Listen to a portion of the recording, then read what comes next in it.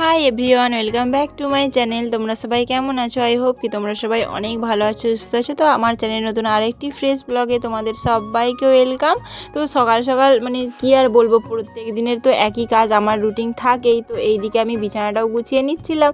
তো আজকে এখন তো আবার বাড়িতে মাও থাকে না, তো তার জন্য সবটা আমাকেই করতে হয়। তো দিদা তো পারে না। তো এইদিকে দেখো সব জামা কাপড়গুলো একদম ভাঁজ করে রেখে দিচ্ছিলাম বিছানাটা গোছানোর পরে। তো সব কিছু গুছিয়ে রাখলে না দেখতেও বেশ ভালো লাগে, কিন্তু ওই যে হয় না ল্যাদ খেতে খেতে মনে হয় ধুর পরে করবো এই বলে আর হয়ই না। তো এইদিকে সব কিছু গোছানোর পরে এখন প্রায় 8টা বাজে। তো আমি ভাবলাম যে যা গরম আর রোদ বেরোয়, তো সেই জন্য ভাবলাম যে তাড়াতাড়ি রান্নাটা করে নিই। তো তারপরে ঘরে থাকলে পাখার তলায় তো কিছু মনে হবে না, নাহলে না প্রচুর গরম সত্যিকারেরই। আর এইদিকে আমি দুজনে খাওয়া বলে একটাই সবজি, পাতলা ঝোল মাছ দিয়ে আর বড়ি ভাজা আর একটু উচ্ছে আলু ভাজা দেবো ভেবেছিলাম, বাট উচ্ছেটা না একদম নষ্ট হয়ে গেছে।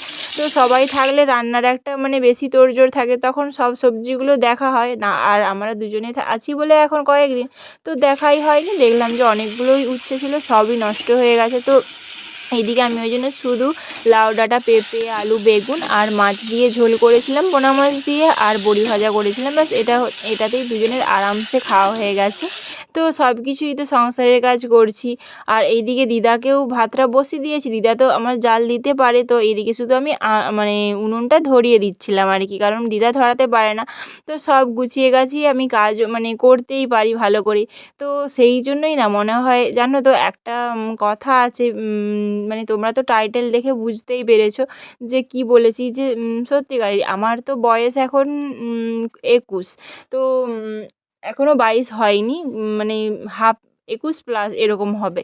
তো সেই জন্য না সবাইয়ের আরও একটু বেশি এজে, যেহেতু আমি পড়াশোনাও ছেড়ে দিয়েছি, তারপরে গরিব বাড়ির মেয়ে, তো সেই জন্য একটু আমাকে নিয়ে না বেশি লোকের কৌতূহল যে এখনও বিয়ে দাওনি কেন, এখনও বিয়ে দাওনি কেন, বিয়ে কবে দিবে, বিয়ে দিয়ে দাও, পড়া তো ছেড়ে দিয়েছে। ভাই পড়া ছেড়ে দিয়েছি, বিয়ে হয়নি, সে তোর বাবার কি, তোদের কি? আমি করিনি, আমার পরিবারের ইচ্ছা, আমার ইচ্ছা। বিশাল কৌতূহল এদের, বিশাল। মনে হয় যেন আমার বিয়ে হয়ে গেলে এরা নিশ্চিন্তে সেদিন রাত্রিতে ঘুমোবে। সেদিন থেকে এখন ওদের ঘুমই আসছে না, এরকম একটা ব্যাপার। এত পরিমাণ রাগ উঠে এইসব লোকেদেরকে দেখলে। মেয়েরা তো করেই, আমি এ ভাষায় বলছি যে মেয়েরা তো করেই গোল মিটিং, তাদের সাথে আবার ছেলেরাও অ্যাড হয়েছে। কোন জায়গায় গিয়ে দাঁড়িয়েছে এরা, শুধু ভাবো। কি বলবো আর, এরকম আমার পরিবারের লোক শুনতেও তারা বিরক্ত হয়ে গেছে। তখন তো আমার মা মাঝে মাঝে না 2-4 জনকে শুনিয়েও দেয় 2-4 কথা। তো সত্যিকারেরই তো এমন কি বয়স হয়ে যাচ্ছে আমার, যে পড়া ছেড়ে দিয়েছি বলে বিয়ে করতে হবে না কি, আমি তো বুঝতে পারছি না।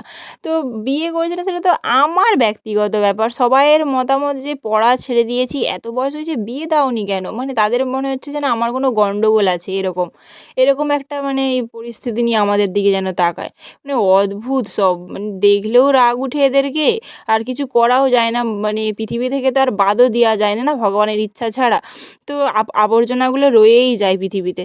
তো তারপরে যাই হোক, এইদিকে হচ্ছে যে বাদ দাও ওইসব কথা। তো তারপরে বাবা মাও আসার কথা ছিল না, বাট সবাই চলে এসছে সন্ধেবেলা দেখলাম। আর তো এইদিকে আমি চিকেন নিয়ে এসেছি, কারণ অনেক দিনই না চিকেন খাওয়া হয়নি। তো সেই জন্য হচ্ছে যে দাদা চিকেন নিয়ে এসেছিলো। তো এইদিকে আমি সব জোগাড় করে দিয়েছি, আর এত পরিমাণ গরম, তাই আমি ওর দিকে ঠেলে দিয়েছি যে তুই রান্নাটা কর, তুই দারুণ রান্না করিস। এরকম তোমরাও কে কে ম্যানেজ দাও বলো তো, আমাকে কিন্তু কমেন্ট করে জানাবে। আর আগে যে কথাটা বললাম যে তোমাদের সাথেও কি এরকম পরিস্থিতি হয়, এটাও কিন্তু কমেন্ট করে জানাবে। আমার সাথে তো প্রচুর হয়, প্রচুর। আমি বিয়ে করলে যেন এরা তারপর থেকে রাতের ঘুম শান্তিতে ঘুমোবে, এখন যেন আমার বিয়ে হচ্ছে না বলে এদের যেন ঘুম হচ্ছে না, এরকম একটা পরিস্থিতি। তো যাই হোক, বাদ দাও, এরকম আবর্জনা তো পৃথিবীতে থাকবেই, আর পাড়াতেও বেশ কয়েকটা করে থাকে। তো বাদই দাও। আর কুটুম্বদেরও এখন অভাব নেই ওইসব, সব কি বলবো, ওইসব মাথায় ঢোকানো মানেই না বিরক্ত চলে আসবে। তো বাদ দাও। তো চলো, এদিকে রান্নাটাও হয়ে গেছে। তো একটু টেস্ট করছিলাম, আর কষা তো টেস্ট করতেই হবে, তাই না? তো রান্না আমি কিন্তু ওকে আগে থেকেই বলেছিলাম যে কষা হলে কিন্তু আমাকে অবশ্যই ডাকবি। আর ও ডাকার আগেই আমি রান্নাঘরের চারপাশেই ঘুরঘুর করছিলাম, কড়ার চারপাশে, সরি রান্নাঘরের নয়। তো সেই জন্য আমি কষা হতেই নিজেই তুলে নিয়ে চলে এসেছি। তো দুজনে মিলে খাচ্ছিলাম, আর বাবা মাকেও একটু টেস্ট করতে দিয়েছি। আর এদিকে আমার মা কী করছে বলো তো, আমাদের মাঠে যে কলাই চাষ করা হয়েছিল, মানে আমাদের মাঠে নয়, সরি, লোকেদের মাঠ, ওই যে বলে না যে ভাগে চাষ করা, তো সেরকমই কলাই চাষ করেছিল, ধান চাষ হয় না বলে। তো সেটাই দিদা রোদ দিয়ে রেখেছিল, মা বাড়িতে ছিল না বলে। তো মা এদিকে মানে ঝাড়িয়ে নিচ্ছিল কলাইগুলো। তো তারপরে রান্না হয়ে যাওয়ার পরে আমি এদিকে সবার জন্য বাড়তেও চলে এসেছি। তো মাংসটাও ভাগ করে ভাতটা তো বেড়ে নিয়েছি, আর কিছু স্যালাড কুচিয়ে নিচ্ছিলাম, শসা, পেঁয়াজ, লেবু। তো লেবু চিপে না আমার তো মাংসের ঝোল ভাত খেতে খুবই ভাল লাগে, খুবই। আর আমার তো মাংসের ঝোলে একটু বেশি করে আলু প্রয়োজন হয়। তো চলো আজকের মতো ব্লগটা এই পর্যন্তই। তোমাদের কিছু ভালো লেগে থাকলে অবশ্যই আমার চ্যানেলটা সাবস্ক্রাইব করে দিও। টাটা সবাইকে।